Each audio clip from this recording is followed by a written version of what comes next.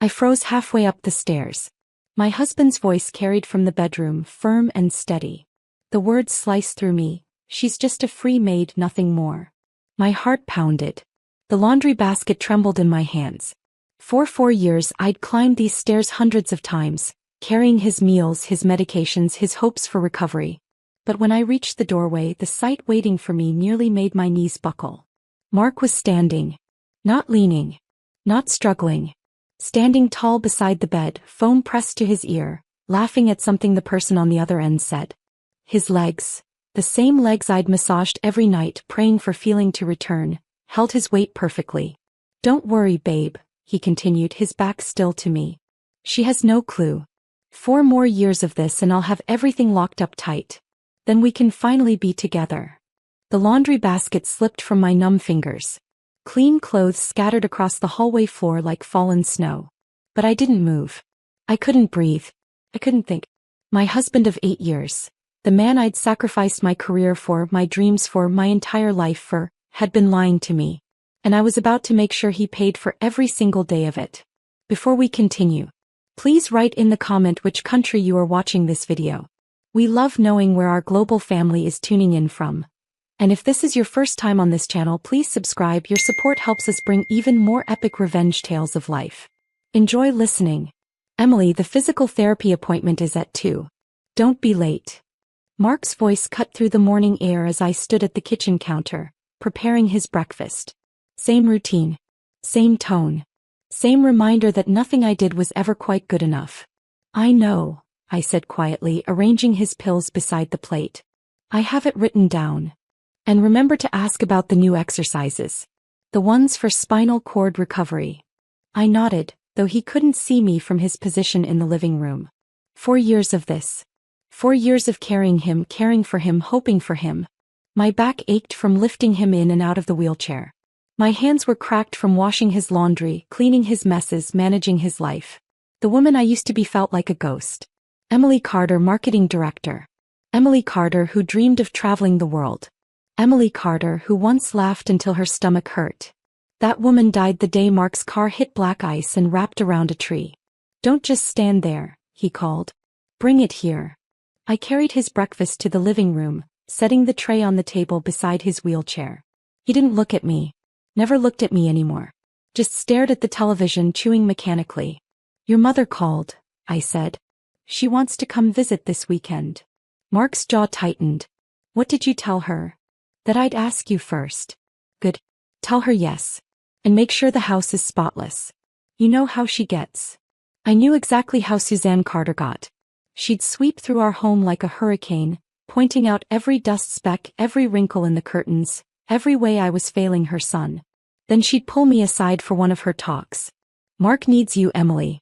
He's been through so much. You can't abandon him now." What kind of wife would that make you? The kind who wanted to live, I thought.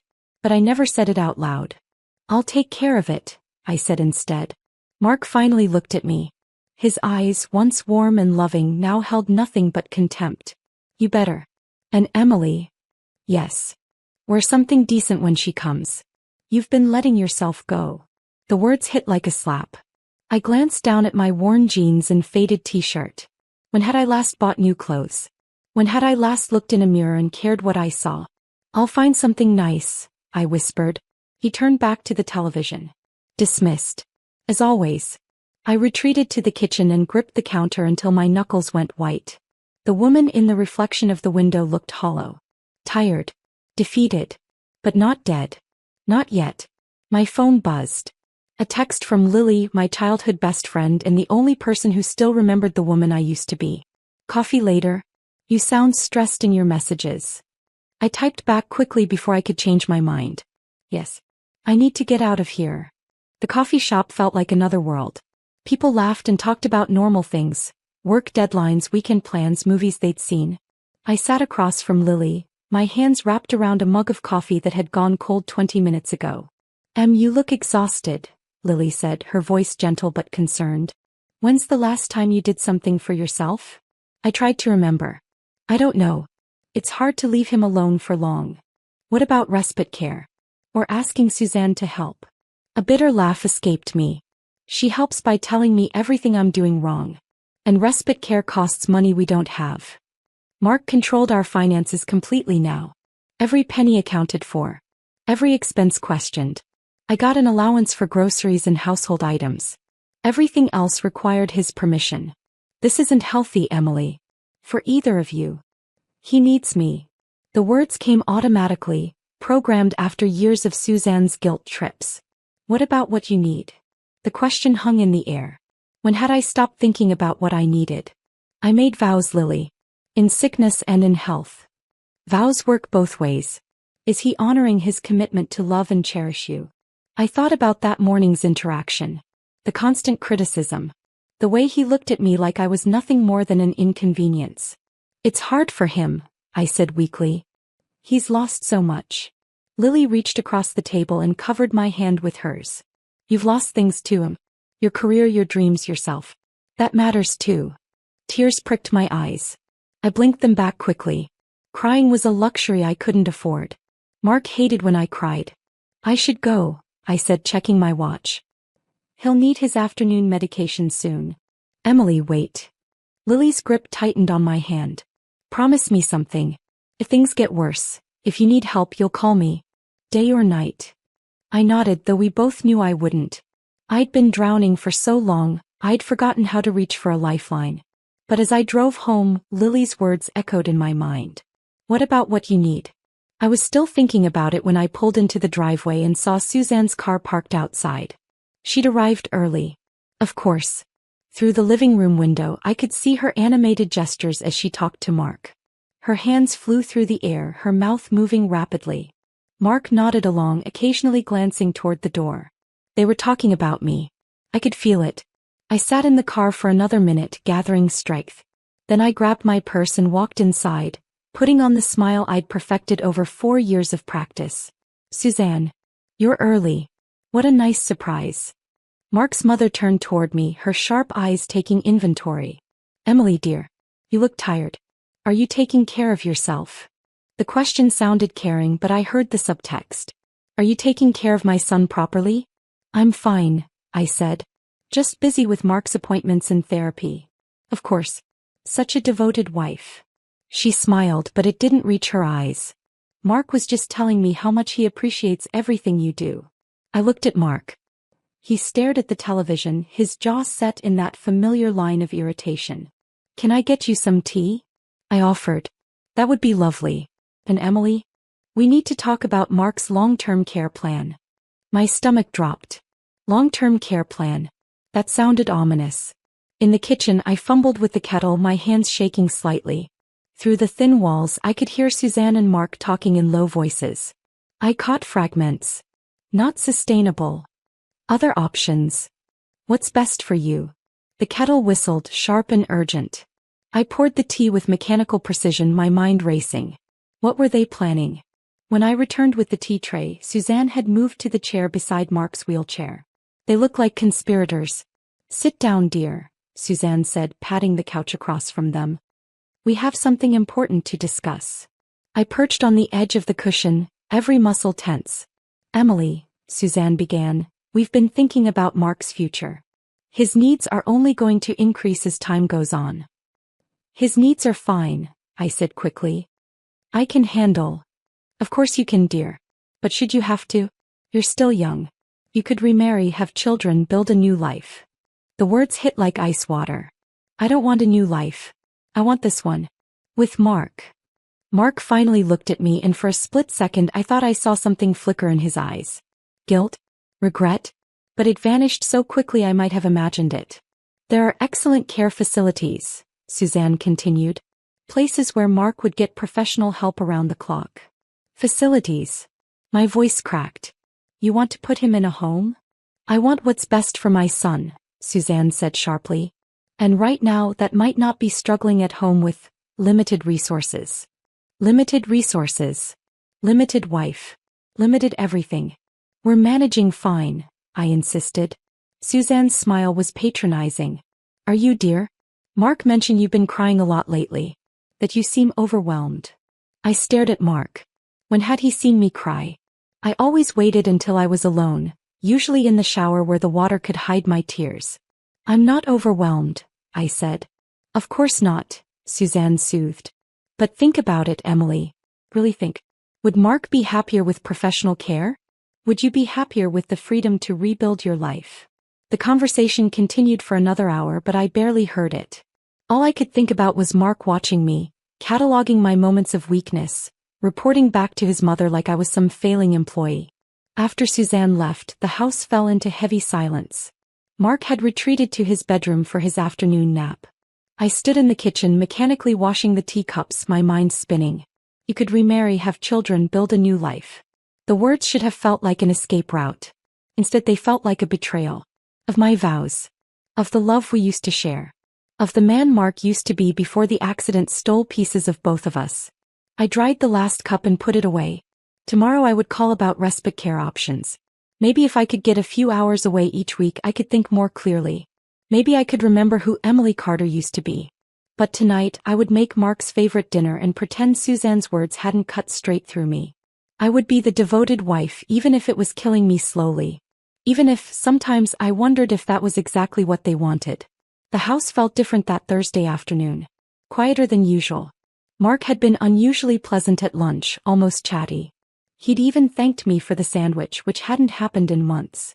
I should have been happy about the change. Instead it made me uneasy. I was folding laundry in the hallway when I heard the voices. At first I thought the television was too loud. Mark often cranked up the volume during his afternoon shows. But as I climbed the stairs with his clean clothes, the voices became clearer. And one of them was definitely Mark's. I froze on the landing. Mark was talking to someone. Not the television. This was a conversation. But how was that possible? His phone was downstairs on the kitchen counter. I'd seen it there when I brought him lunch. "Don't worry about it," Mark was saying, his voice carrying through the closed bedroom door. "She's completely clueless." My heart skipped. Who was he talking to? And how? I crept closer to the door, the laundry basket trembling in my arms. 4 years of playing the helpless cripple, Mark continued, and there was amusement in his voice. Actual amusement. You should see her, Van. Running around like a scared little mouse, doing everything I tell her. She's just a free maid, nothing more. Van? Who was Van? The basket slipped from my numb fingers. Clean clothes scattered across the hallway floor, but I barely noticed. My entire world had narrowed to the voice beyond that door. "The lawyer says 4 more years and we'll have everything locked up tight," Mark continued. "Abandonment laws work in my favor. If I can prove she can't handle my care, that she's unstable, I get to keep the house, the accounts, everything. And you know what the best part is?" I pressed my ear to the door, my pulse thundering. "She actually believes I can't walk. God, you should see her face when she's helping me into bed at night. All that guilt and pity. It's almost too easy." The words hit me like physical blows. "Can't walk. Almost too easy." I know, Mark said, his voice softer now. 2 more months and you can move in. We just have to be patient a little longer. Let her dig her own grave." There was a pause. Then Mark laughed, actually laughed, and the sound made my stomach turn. "Trust me, babe. By the time I'm done with her, Emily won't know what hit her." My legs gave out. I slid down the wall, sitting in a heap among the scattered clothes. 4 years. 4 years of sacrificing everything, and it was all a lie. I pressed my hand over my mouth to keep from screaming.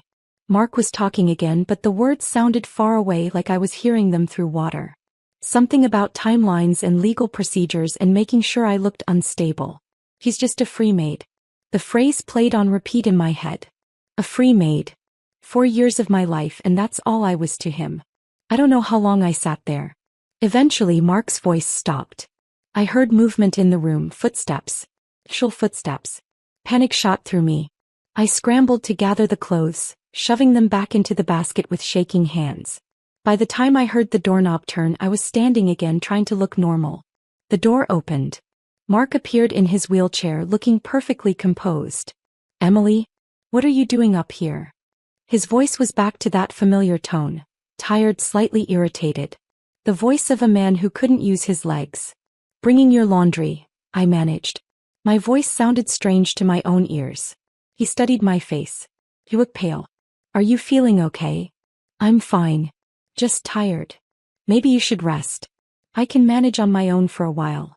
The irony was so sharp it nearly cut me in half. He could manage. He could manage perfectly fine. I'll just put these away, I said, gesturing to the basket. Later. Go rest. Doctor's orders. He smiled then, the same smile that used to make my heart flutter when we were dating. Now it looked like a mask. I nodded and headed for the guest room where I'd been sleeping for the past year. Mark had convinced me it was better that way. Less chance of disturbing his rest, easier for me to hear if he needed help during the night. Another lie. I closed the guest room door and sank onto the bed. My hands were still shaking. My mind kept replaying Mark's words, each one a fresh wound. She's completely clueless. Just a free maid. She actually believes I can't walk. How long had this been going on? Was he faking from the beginning? Had the accident been real at all? I thought back to those early days in the hospital. The doctors explaining his injuries, the prognosis, the long road ahead. They'd seemed genuine. The X-rays, the MRIs, the consultations with specialists. But memories could be manipulated. Medical records could be falsified. Especially if someone had the right connections, the right motivation. My phone was in my pocket.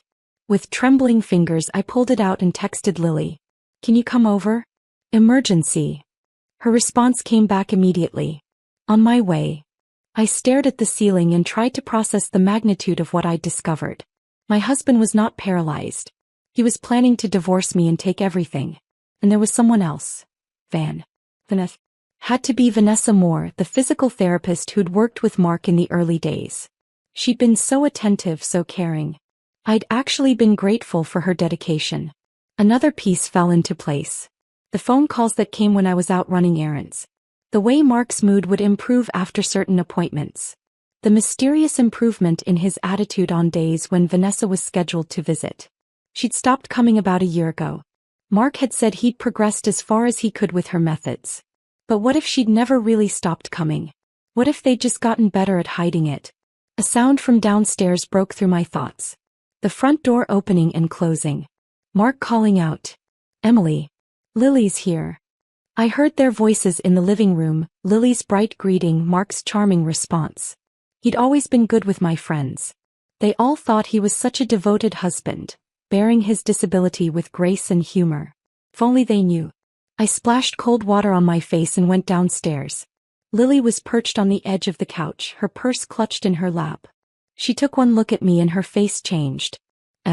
What's wrong? Mark was watching us both, his expression carefully neutral. She's been feeling under the weather, he said. I told her to rest, but you know how she is. Always pushing herself too hard.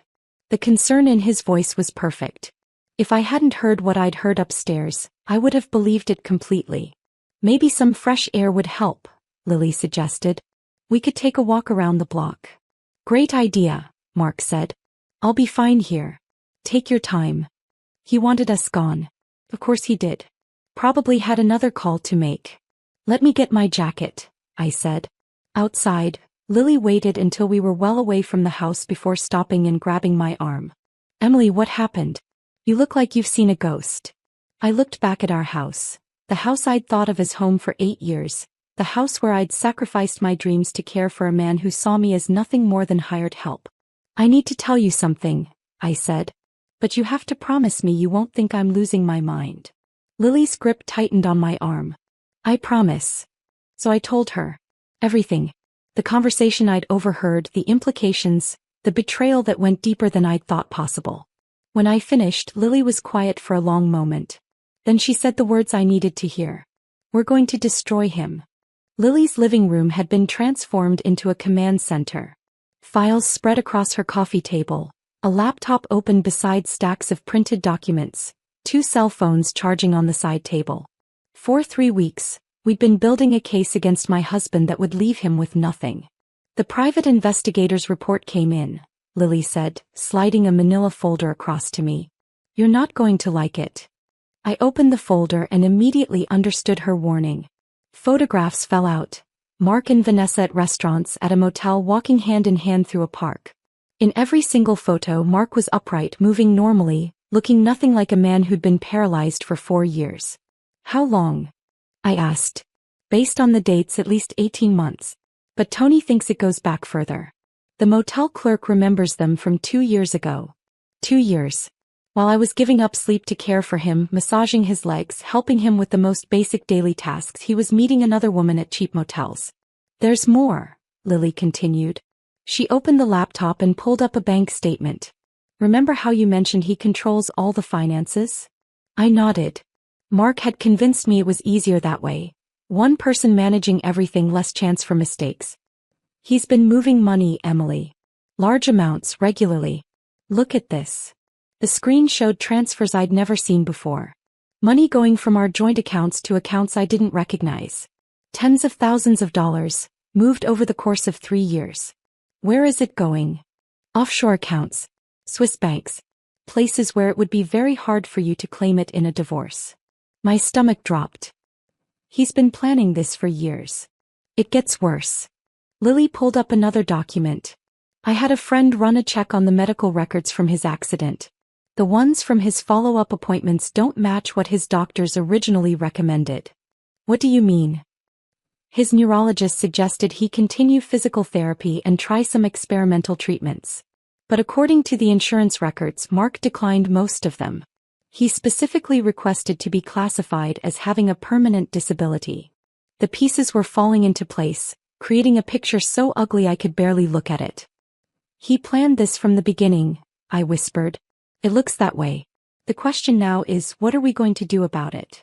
I stared at the photographs scattered across the table. Mark smiling, his arm around Vanessa. Mark walking confidently across a parking lot. Mark being the man I'd fallen in love with, just not with me. I want him to lose everything, I said quietly. That's the spirit. But we have to be smart about this. One wrong move and he could disappear with all that money. Lily was right.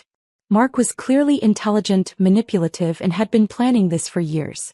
But he had one weakness, his arrogance. He thought I was completely clueless, just a free maid who would never fight back.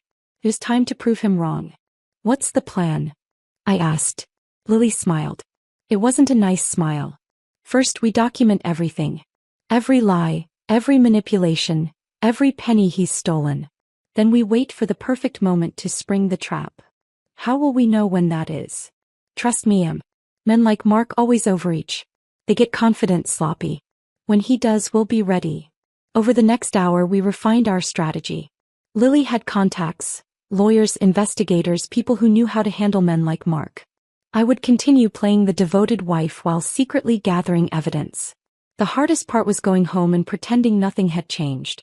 Mark was in the living room when I walked in, doing his evening exercises, the ones designed to maintain muscle tone in his supposedly useless legs. How was your visit with Lily? He asked without looking up. Fine. We just talked. Good. You need friends. It's important to maintain relationships outside of caregiving. The casual way he said it made my skin crawl. As if he actually cared about my well-being.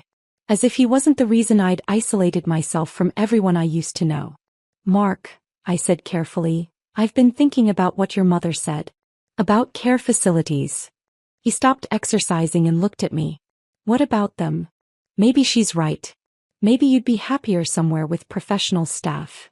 His eyes hardened for just a split second before the concerned husband mask slipped back into place. Emily, we've talked about this. I want to be here with you. We're a team.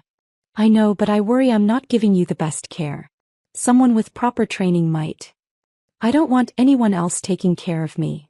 Because no one else would work for free while he stole their life savings. Okay, I said softly. I just want what's best for you. I know you do. He reached out and took my hand, squeezing gently. That's why I love you so much. The words should have melted my heart. Instead, they felt like poison. That night, I lay in the guest bed staring at the ceiling. Down the hall, I could hear Mark talking quietly on his phone. Probably to Vanessa, planning their future together while I played nursemaid to a man who could walk perfectly fine. But not for much longer. I pulled out my phone and scrolled through the photos Lily had taken of the evidence we'd gathered. Bank statements, medical records, private investigator reports.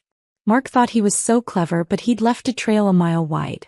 His biggest mistake was underestimating me. For 4 years he'd trained me to be invisible, to anticipate his needs, to move through the house like a ghost. He had no idea I'd been watching him just as carefully as he'd been manipulating me. Tomorrow I would start the final phase of our plan. The part where Mark Carter learned that even free maids eventually demand payment for their services. And the bill was about to come due. "I think we should have a party," I announced over breakfast. Mark looked up from his eggs, fork suspended halfway to his mouth. "A party? For our anniversary. It's been 4 years since the accident. 4 years of getting through this together." The words tasted bitter, but I kept my voice light. "I thought it might be nice to celebrate how far we've come." Mark set down his fork slowly. I could see him calculating, trying to figure out my angle. I don't like being around a lot of people. It's embarrassing being in this chair." Perfect response. Exactly what I'd expected. Not a lot of people. Just close friends. Lily, maybe a few others. Your mother, of course.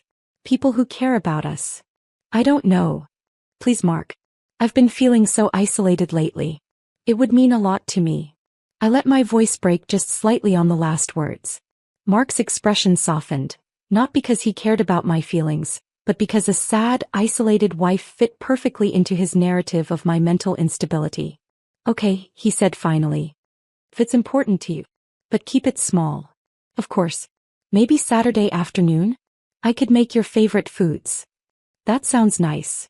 He smiled at me then, and for just a moment I remembered why I'd fallen in love with him. Before the lies, before the manipulation, before he turned me into someone I barely recognized.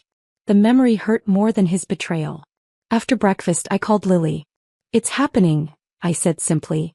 Saturday. I'll make the calls. Everyone will be there." Everyone included the private investigator, the divorce attorney Suzanne Carter, and 3 of our closest friends, people who'd watched me sacrifice everything for my disabled husband and thought I was a saint.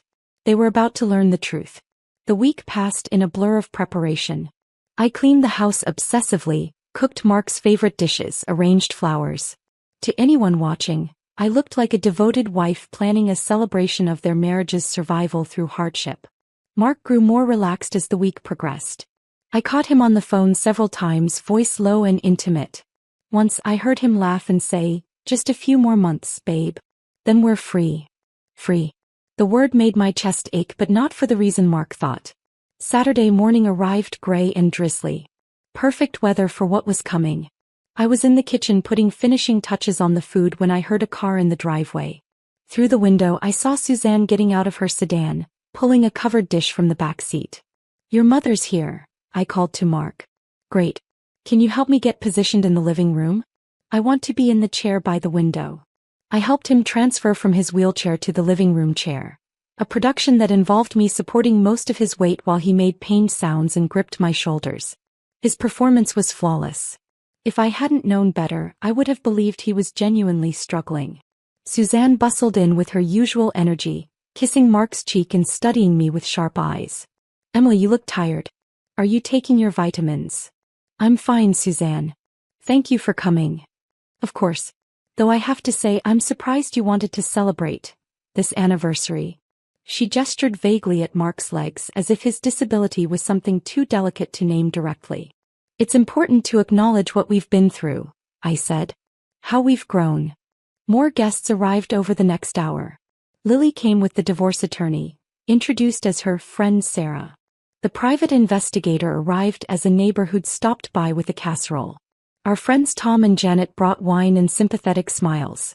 Mark held court from his chair, telling stories about his recovery process, praising my dedication as his caregiver. He was charming, gracious, inspiring.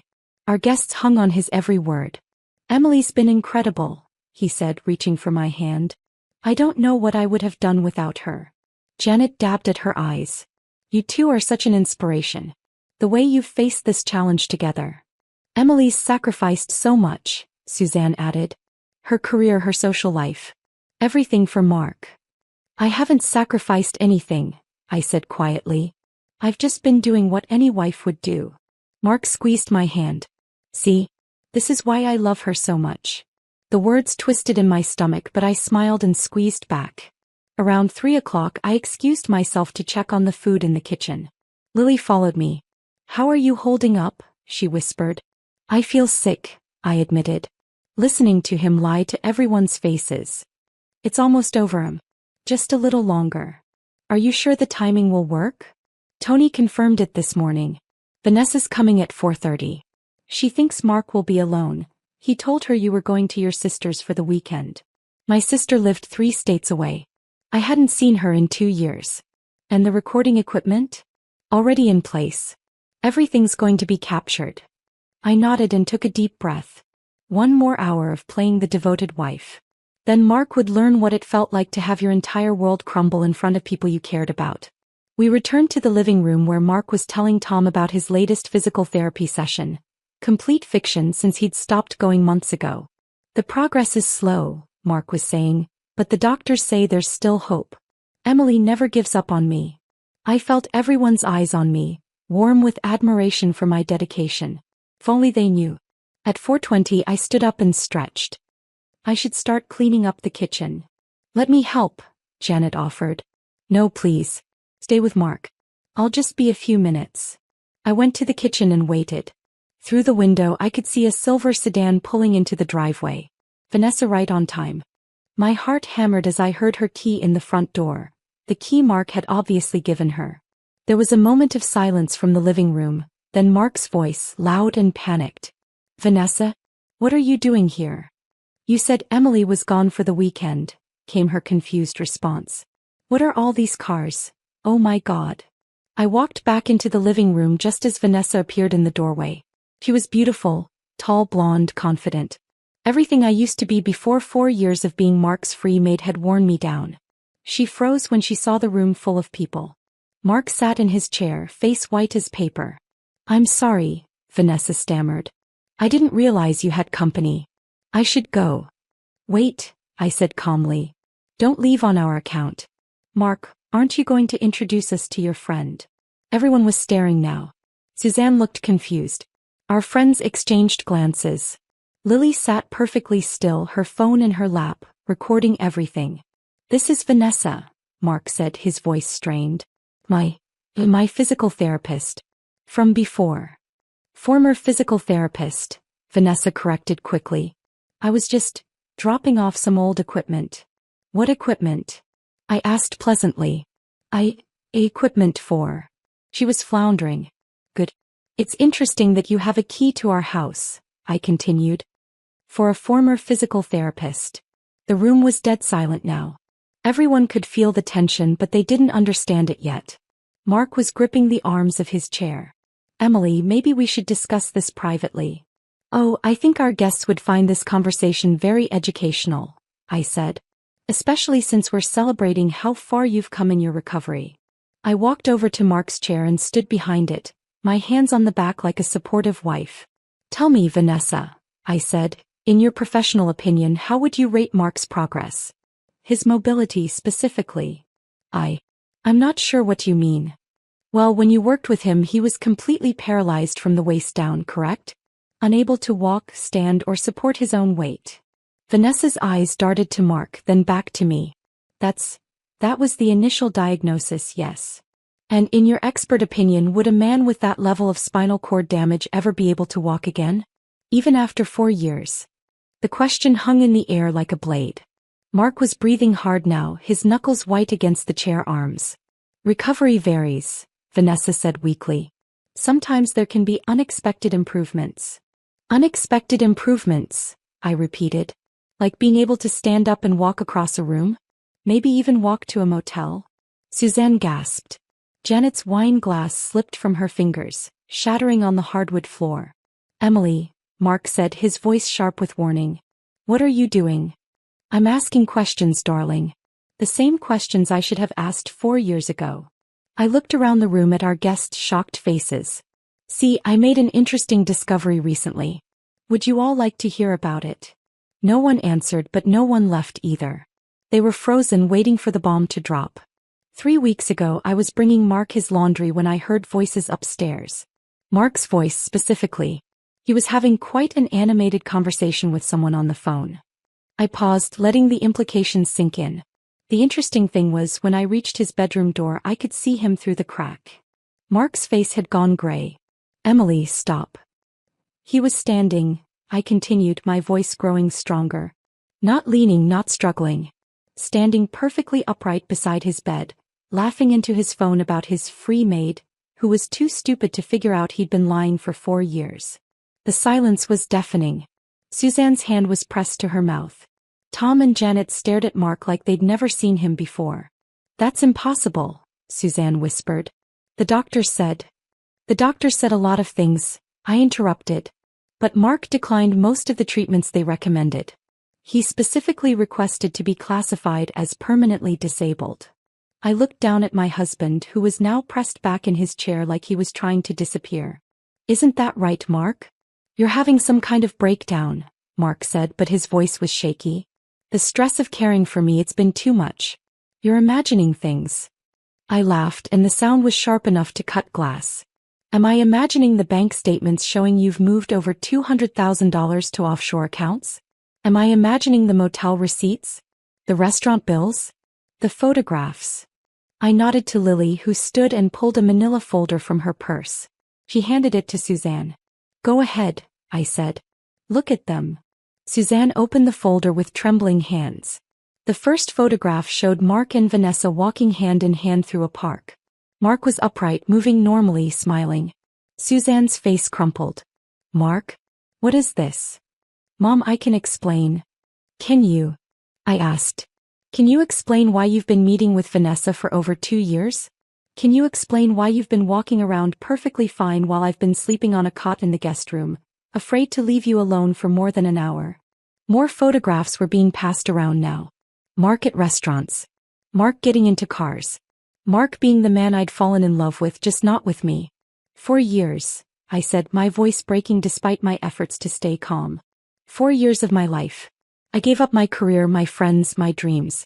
I turned myself into a shadow because I thought you needed me. Tears were streaming down my face now, but I didn't care.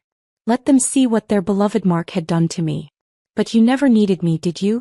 You just needed someone stupid enough to take care of you while you planned your escape with your girlfriend." Vanessa was backing toward the door, but Tom moved to block her path. "I don't think so," he said quietly. "I think you should stay and hear this." Mark tried one more time. "This is all a misunderstanding. Emily's been under tremendous stress." "Stand up," I said suddenly. "What?" "You heard me. Stand up. Right now." "Emily, you know I can't." "Stand up," I shouted, my voice echoing through the room. The command was so sharp, so unexpected, that Mark's body responded before his mind could stop it. He started to push himself up from the chair, his legs tensing to support his weight. He caught himself halfway up, but it was too late. Everyone had seen it, the automatic response of a man whose legs worked perfectly fine. The room erupted. Suzanne was sobbing. Janet was cursing. Tom was staring at Mark with disgust. Lily was calmly documenting everything with her phone. "You bastard," Suzanne whispered. "You lying, manipulative bastard. What have you done to her?" Mark sank back into the chair, all pretense finally abandoned. "You don't understand. Emily and we weren't working. We haven't been happy for years. So you decided to torture her instead of just getting a divorce?" Tom's voice was ice cold. "You turned her into your servant while you stole her money and cheated on her?" "The marriage was already over," Vanessa said suddenly, finding her voice. Mark was trapped. He couldn't leave because Emily would have taken everything in the divorce. "So instead he took everything first," Lily said, still recording. "Very noble." I wiped my eyes and looked around the room at these people who'd watched me sacrifice my life for a lie. Some of them looked horrified. Others looked ashamed that they'd never questioned Mark's story. "He's your son. You love him." "I do love him. But I don't like who he is, and I'm not going to pretend anymore that what he did was forgivable." We sat in comfortable silence for a moment. Then Suzanne asked, "Do you ever regret it? Exposing him the way you did?" I considered the question. "Do you mean, do I regret humiliating him in front of our friends and family?" "Yes." "No," I said firmly. He humiliated himself. I just refused to keep his secrets anymore." Suzanne nodded. "Good. He counted on your kindness, your willingness to protect him even when he didn't deserve it. I'm glad you finally chose yourself." After she left, I sat in my apartment and thought about choices. For 4 years I'd made the choice to believe, to trust, to sacrifice. They'd felt like good choices at the time, the choices of a loving wife, a devoted partner.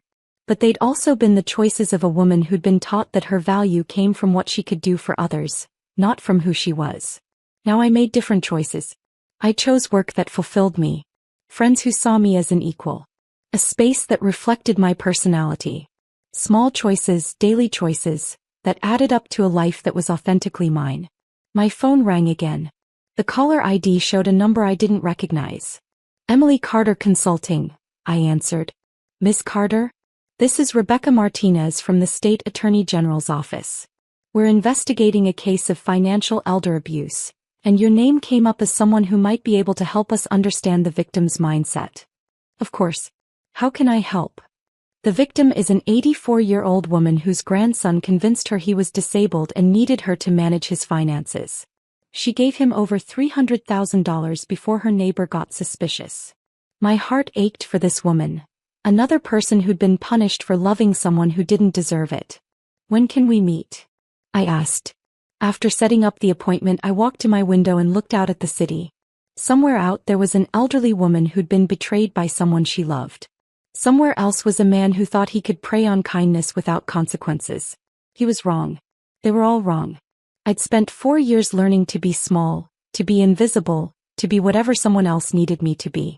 But I'd also learned to be patient, to pay attention, to gather information quietly.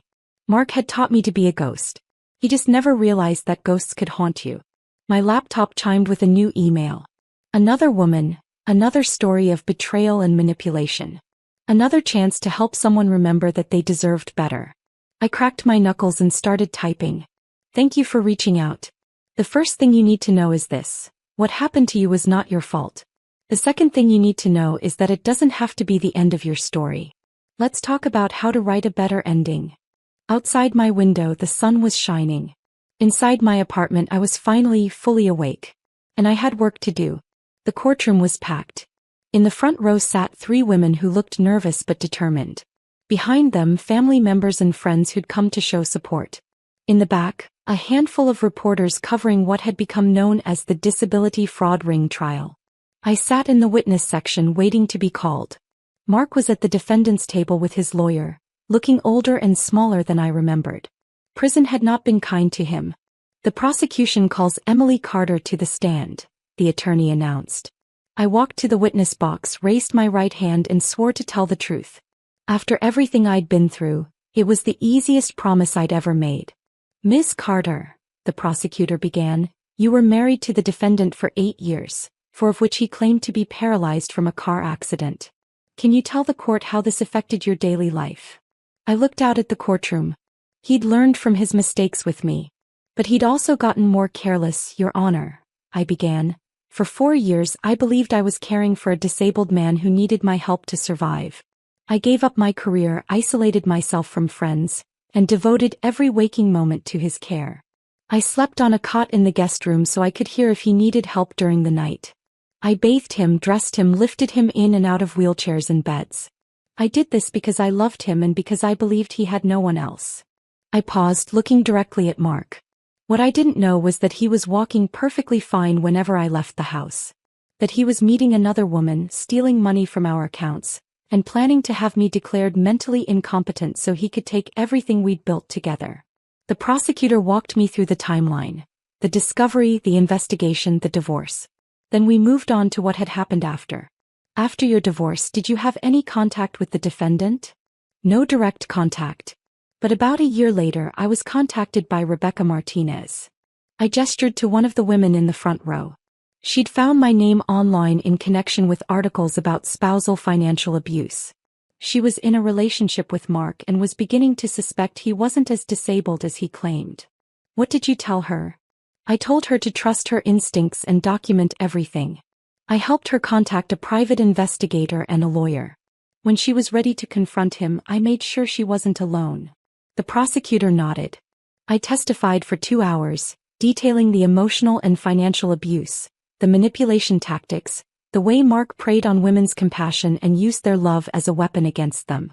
During cross-examination, Mark's lawyer tried to paint me as a bitter ex-wife seeking revenge. I stayed calm, sticking to facts and documented evidence. Ms. Carter, the defense attorney said, isn't it true that you've built a business around playing the victim? that you profit from telling this story. I looked at him steadily. I built a business around helping women rebuild their lives after betrayal. If that's profiting from my story, then yes. I'm proud of that profit. After I stepped down, Rebecca Martinez testified. The jury deliberated for less than 3 hours. Guilty on all counts. Outside the courthouse, Rebecca hugged me tightly. Thank you, she whispered, for helping me see that I wasn't crazy. You were never crazy, I told her. You were just dealing with someone who was very good at making you doubt yourself. A reporter approached with a microphone. Miss Carter, what would you say to other women who might be in similar situations? I thought for a moment, then looked directly into the camera. Trust your instincts. Something feels wrong, it probably is. Document everything. Find people who believe you. And remember, the person who claims to love you should never make you feel small, confused, or worthless. Love doesn't require you to disappear. That evening, I sat in my office. A real office now, with employees and clients and a waiting list of women who needed help rebuilding their lives. On my desk was a photo from Rebecca's wedding. She'd married a man who adored her exactly as she was, who celebrated her strength instead of exploiting her kindness. 6 years ago, I'd been a ghost in my own life, invisible and fading more every day. I thought my story was about sacrifice and endurance, about being good enough to deserve love. But that wasn't my story at all. My story was about learning that love shouldn't cost you your soul. It was about discovering that sometimes the people who hurt you teach you exactly who you're meant to become. It was about realizing that the woman who'd been strong enough to survive 4 years of lies was strong enough to build something beautiful from the ashes. Mark had called me a free maid as if that made me worthless. He was wrong about the worth part. But he was right about one thing: I was free. And I was just getting started.